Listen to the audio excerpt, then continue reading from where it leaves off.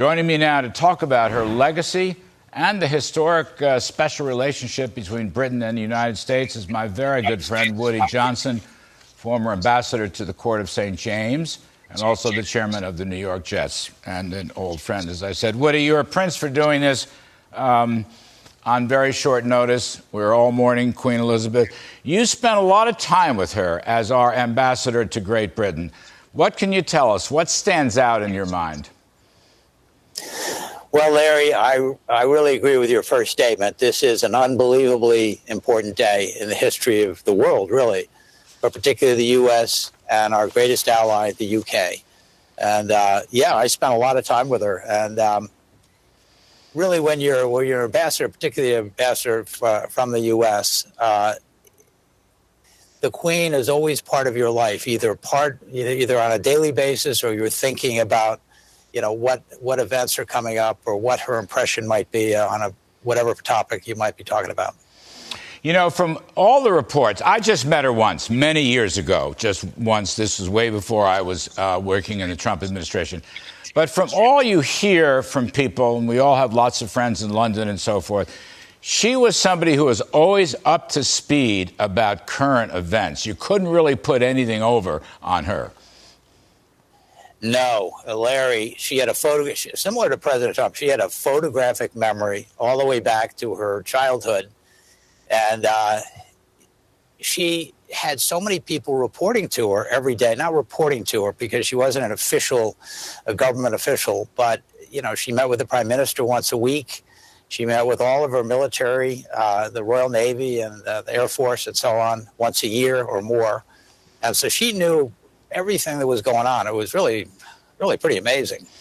I mean, it's almost hard to believe. It's almost impossible to believe that she was around for, nearly 100 years, having spanned this incredible period.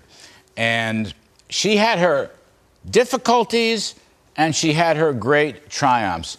But one thing, Woody, that I always thought, and I'm not necessarily an Elizabeth II scholar or anything like that, just an onlooker like everybody else, but she would kind of be honest. I remember Annus Horribilis when the castle burned down. She went through problems, with Charles and the marriages and Diana. England itself had its ups and downs, its economy and so forth. But she always was straight and direct when she would deliver her annual message. And I always respected that about her. Well, her annual message was always so well drafted. And if you thought of the perfect words to describe the situation of that moment in time, the Queen always came up with the right ones. And she was beloved by all the great leaders in the world that I can think of, and particularly our president. I know Donald Trump thought the 45 minutes that he spent at his state dinner, talking to her were probably the best 45 minutes of his presidency. And he really admired the Queen and her resiliency and her 70 years of public service. And he never thought of one mistake that she made. I mean, she's as close to perfect as you can get. And he really admired that length of service. It's a lot different than the U.S., but 70 years is pretty remarkable. It is. It spans so much time. I want to come back to that in terms of prime ministers in a few moments. But, Woody, is it fair to say she loved America? I mean, I know we have this special relationship, which is very, very, very, very important and is a part of this story. But I think she herself loved America. She came here several times. She fought very hard, I'm told. There are anecdotes about this, to get to Ronald Reagan's ranch, beating the weather and so forth. She really loved the United States. Well, I think she realized, like many people, that the special relationship between our two countries is the most important one that we have. And she did everything she could as a servant to the British people to keep that relationship at the highest level. But as she did with the 2 billion people in the Commonwealth, she worked very hard at that as well. And was popular, from what I gather. Not an easy task with the Commonwealth, but she apparently was popular. And her goodwill tours, almost from the very beginning of her monarchy, right through the end, she was still popular. Is that fair? Is that true? Oh, it's absolutely true. And she would go off on junkets to Africa and other parts of the world for months on end. And when she appeared in public, the public adored her. I mean, you can look at the old movies and reels of back in the 50s and 60s. And she worked very, very hard for the Commonwealth and the greatness of her country and our country.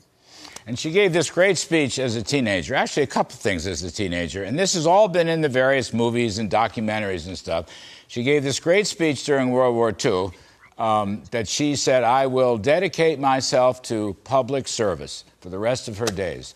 And that was a very big thing. And then, Woody, and this is the very cool thing, as we mentioned in our opening, we found this out, she worked as a mechanic in the auxiliary service during World War II. She worked as a mechanic. Now, I think that's very cool. She was, whatever she was, 16, 17, 18 years old.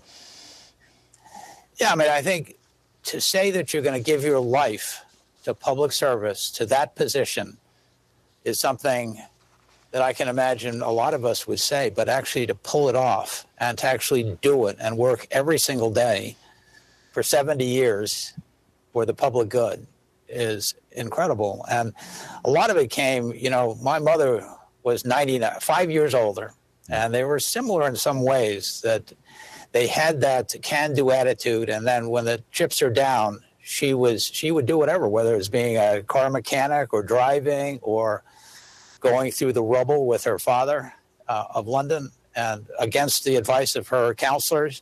You know, it was too dangerous, but she was very, very brave. And also very funny, and you had to be on your toes around her.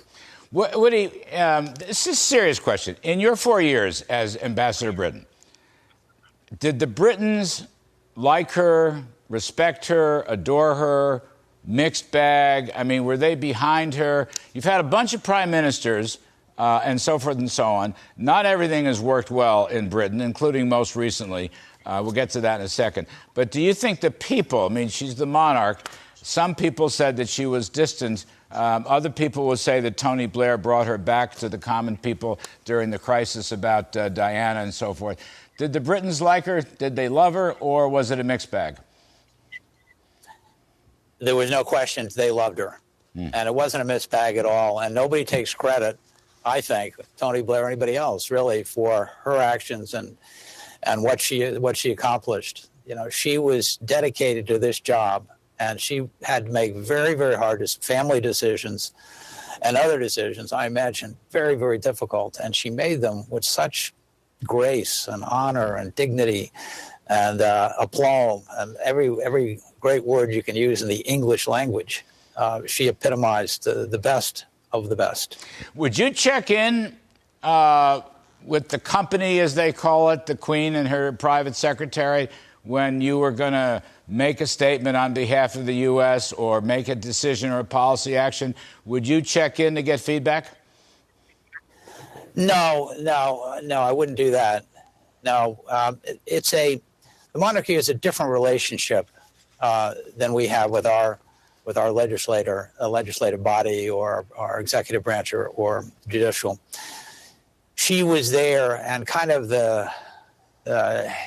in the background, but in the background, but also in the foreground, because you saw her so much, you know, during the Jubilee and all the celebrations of the particularly military celebrations, and Westminster Abbey.